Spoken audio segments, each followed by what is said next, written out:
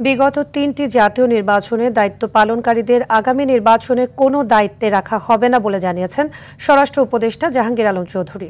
তিনি বলেন, সুষ্ঠু ভোট প্রক্রিয়ায় বিশৃঙ্খলার চেষ্টা করলে কঠোর ব্যবস্থা নেওয়া হবে। এছাড়া গ্রেপ্তারি পরোয়ানা জারি হওয়া সেনা কর্মকর্তাদের বিচার আইনি প্রক্রিয়ায় হবে বলেও জানান উপদেষ্টা। এদিকে জনপ্রশাসন মন্ত্রণালয়ের নবনিযুক্ত সিনিয়র সচিব এহসানুল হক বলেন, সুষ্ঠু পরিবেশ এবং সুরক্ষা পেলে নিরপেক্ষ নির্বাচন সম্ভব। বিস্তারিত জানাচ্ছেন বেলাল হোসেন।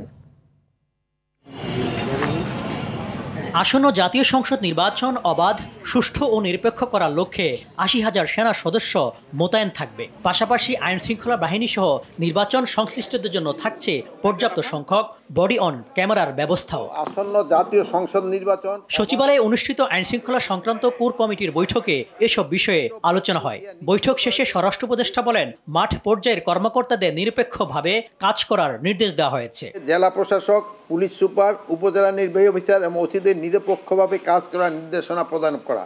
2014, 18 এবং 24 সালে জাতীয় সংসদ নির্বাচনের দায়িত্ব পালনকারী ব্যক্তিদের আসন্ন নির্বাচন যথাসম্ভব তাদের দায়িত্ব থেকে অব্যাহতি দেওয়া। অভিযুক্ত সেনাবাহিনী সদস্যদের সেনাবাহিনীর হেফাজতে রেখে বিচার কার্য করার বিষয়ের প্রশ্নে স্বরাষ্ট্র উপদেষ্টা বলেন, বিচার যথাযথ আইনি প্রক্রিয়া অনুসরণ করে হবে। এটার ক্ষেত্রে আমরা আইনি যে প্রক্রিয়া ওইটা আমরা গ্রহণ করব। এদিকে জনপ্রশাসন মন্ত্রণালয়ের সিনিয়র সচিব হিসেবে এহসানুল হক দায়িত্ব নেওয়ার পর রোববার নিজ কার্যালয় এলে তাকে ফুলেল শুভেচ্ছা জানান সহকর্মীরা।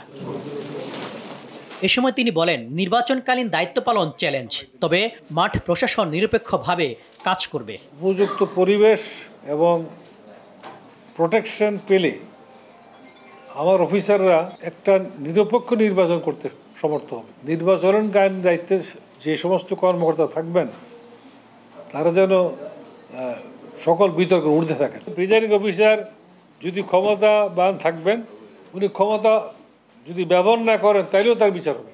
নির্বাচনে দলীয় নির্দেশে কোনো কর্মকর্তা কাজ করবে না বলে জানান নতুন জনপ্রশাসন সচিব। সুষ্ঠু একটা নির্বাচন হবে। বেলাল হোসেন, RTV, ঢাকা।